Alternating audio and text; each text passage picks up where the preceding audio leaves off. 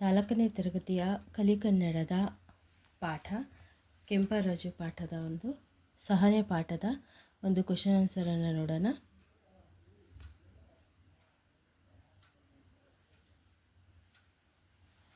ಬಿಟ್ಟ ಸ್ಥಳ ತುಂಬಿರಿ. ಕೆಂಪರಾಜುವನ್ನು ಕಂಡರೆ ಸುಗುಣ ಪಾಟೀಲರಿಗೆ ತುಂಬ ಪ್ರೀತಿ. ಕೆಲಸ ಮಾಡುವಾಗ ಜಾಗ್ರತೆ ವಹಿಸಬೇಕು. ನಾನು ಕೆಲಸದ ಮೇಲೆ ನಿಗಾ ವಹಿಸದೆ ಹೀಗಾಯಿತು. ಯಜಮಾನರ ಮಾತುಗಳು ಮೆಚ್ಚುಗೆಯಾದವು. ವಾಕ್ಯಗಳನ್ನು ಸರಿಪಡಿಸಿ ಇದು ವಾಕ್ಯಗಳು ಜಂಬಲ್ಡ್ ಆಗಿದೆ, ಉಲ್ಟಾ ಇದೆ. ಅದು ನಾವು ಸರಿಯಾಗಿ ರೀತಿಯಲ್ಲಿ ಜೋಡಿಸಬೇಕು. ಊರಿನಲ್ಲಿ ಒಬ್ಬ ಸಿರಿವಂತನಿದ್ದ. ಒಂದು ಊರಿನಲ್ಲಿ ಒಬ್ಬ ಸಿರಿವಂತನಿದ್ದನು. ಒಂದು ದಿನ ಕೆಂಪರಾಜು ಮನೆಯನ್ನು ಶುಚಿಗೊಳಿಸುತ್ತಿದ್ದನು. ಏನಿದು, ಹೂದಾನಿ ಒಡೆದು ಹೋಗಿದೆ. ನೀನು ಬೇಕಂತೂ ಮಾಡಿಲ್ಲ. ಈ ವಾಕ್ಯಗಳು ನೀವು ಸರಿಯಾದ ರೀತಿಯಲ್ಲಿ ಜೋಡಣೆಯನ್ನು ಮಾಡಬೇಕಾಗುತ್ತೆ. ಒಂದು ವಾಕ್ಯದಲ್ಲಿ ಉತ್ತರಿಸಿ. ಸಿರಿವಂತನ ಹೆಸರೇನು? ಸಿರಿವಂತನ ಹೆಸರು ಸುಗುಣ ಪಾಟೀಲ. ಹೂದಾನಿ ಏಕೆ ಒಡೆಯಿತು?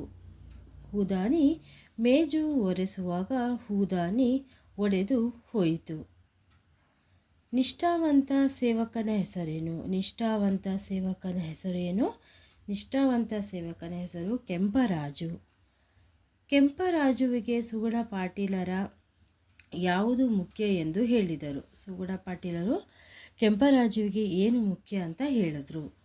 ಕೆಂಪರಾಜುವಿಗೆ ಸುಗುಣ ಪಾಟೀಲರು, ನಿನ್ನ ತಪ್ಪು ನಿನಗೆ ಅರಿವಾಯಿತಲ್ಲ, ನಿಂದು ಏನು ಮಿಸ್ಟೇಕ್ ಅಂತ ನಿನಗೆ ಗೊತ್ತಾಯ್ತಲ್ಲ, ಅದೇ ಮುಖ್ಯ ಎಂದರು. ನಿಂದು ತಪ್ಪು ನಿನಗೆ ಗೊತ್ತಾಯ್ತಲ್ಲ ಅಂತ ಹೇಳ್ತಾರೆ. ಅದೇ ರೀತಿಯಾಗಿ ಲಾಂಗ್ ಆನ್ಸರ್ 2-3 ವಾಕ್ಯದಲ್ಲಿ ಉತ್ತರಿಸಿ. ಕೆಂಪರಾಜು ಸುಗುಣ ಪಾಟೀಲರ ಬಳಿ ಏನೆಂದು ಕ್ಷಮೆ ಯಾಚಿಸಿದ? ಕೆಂಪರಾಜು ಸುಗುಣ ಪಾಟೀಲರ ಹತ್ರ ಏನಂತ ಕ್ಷಮೆ ಕೇಳ್ತಾನೆ, ತಪ್ಪಾಯಿತು ಅಂತ ಕೇಳ್ತಾನೆ. ಏನು?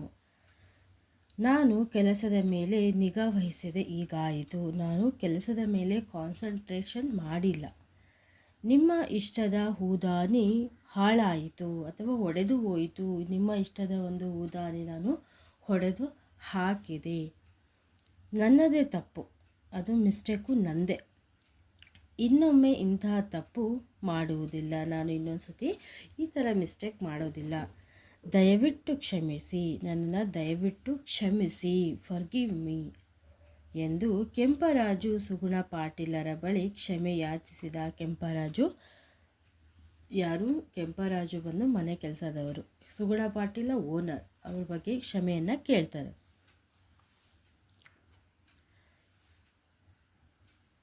ಸುಗುಣ ಪಾಟೀಲರು ಕೆಂಪರಾಜುವನ್ನು ಹೇಗೆ ಸಮಾಧಾನ ಪಡಿಸಿದರು?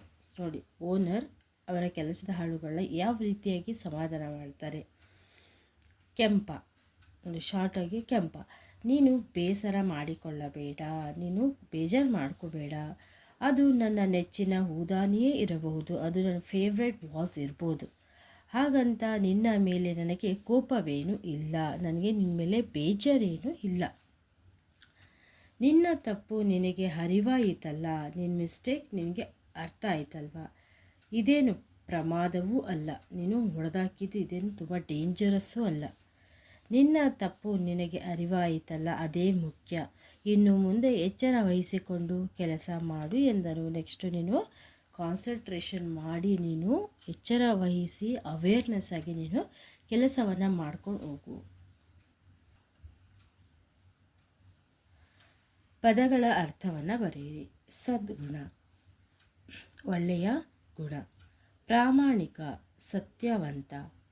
ಪ್ರಮಾದ, ದೊಡ್ಡ ತಪ್ಪು. ಜಾಗ್ರತೆ, ಜೋಪಾನ. ಮನ್ನಿಸು, ಒಪ್ಪು. ಸಿರಿವಂತ, ಶ್ರೀಮಂತ. ಸೇವಕ, ಆಳು. ಬೇಸರ, ಚಿಂತೆ. ಮೆಚ್ಚುಗೆ, ಒಪ್ಪಿಗೆ. ಅದೇ ರೀತಿಯಾಗಿ ವಿರುದ್ಧಾರ್ಥಕ ಪದ ಬರೆಯಿರಿ. ಜಾಗ್ರತೆ, ಅಜಾಗ್ರತೆ. ಸಹನೆ, ಅಸಹನೆ. ನಂಬಿಕೆ, ಅಪನಂಬಿಕೆ. ಸಮಾಧಾನ, ಅಸಮಾಧಾನ.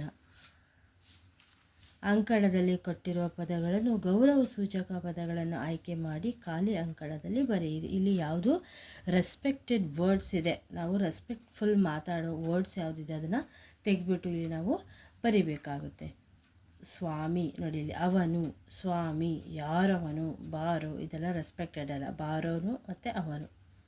ಸ್ವಾಮಿ, ಮಹಾಶಯರೇ, ಗುರುಗಳೇ, ಕುಳಿತುಕೋ, ದಯಮಾಡಿಸಿ, ಸೇವಿಸಿರಿ, ಮಾಡು, ತಾವು, ಆಗಮಿಸಿರಿ, ತಾವು ರಿಪೀಟ್ ಆಗಿದೆ, ಮಾತನಾಡಿರಿ, ಆಶೀರ್ವದಿಸಿ. ಇದು ನಾವು ರೆಸ್ಪೆಕ್ಟ್ಫುಲ್ಲಾಗಿ ಬೇರೆಯವರಿಗೆ ನಾವು ಹೇಳ್ತೀವಿ.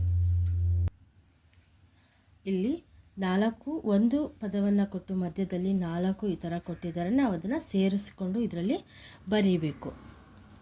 ನೋಡಿ, ತಮ್ಮ, ನಮ್ಮ, ಬೊಮ್ಮ, ಅಮ್ಮ, ನೋಡಿ ಈ ಥರ ಬರೀಬೇಕು. ಸೆಕೆಂಡ್ ಒನ್, ಅತ್ತ, ಇತ್ತ, ಎತ್ತ, ಬೆತ್ತ. 4 ವರ್ಡ್ಸ್ ಆಯಿತು. ಮನ, ಮಾನ, ಗಾನ, ದಾನ, ಇದನ್ನು ಬರೀಬೇಕು ಬ್ರಾಕೆಟಲ್ಲಿ. ಗುಣ, ಹಣ, ಕಣ, ಬಾಣ. ಇದೇ ರೀತಿಯಾಗಿ ಬ್ರಾಕೆಟಲ್ಲಿ ಏನಾಗುತ್ತೆ ಕೊಟ್ಟಿರೋದನ್ನು ಈ ಥರ ಆಗಿ ನೀವು ಬರ್ಕೋಬೇಕು. ಈ ವಿಡಿಯೋ ಇಷ್ಟ ಆಗಿದರೆ ಲೈಕ್ ಮಾಡಿ, ಶೇರ್ ಮಾಡಿ ಹಾಗೂ ಸಬ್ಸ್ಕ್ರೈಬ್ ಮಾಡಿ. ಹೆಚ್ಚಿನ ವಿಡಿಯೋಗಾಗಿ ಕಮೆಂಟ್ ಬಾಕ್ಸಲ್ಲಿ ಕಮೆಂಟ್ ಮಾಡಿ. ಧನ್ಯವಾದಗಳು.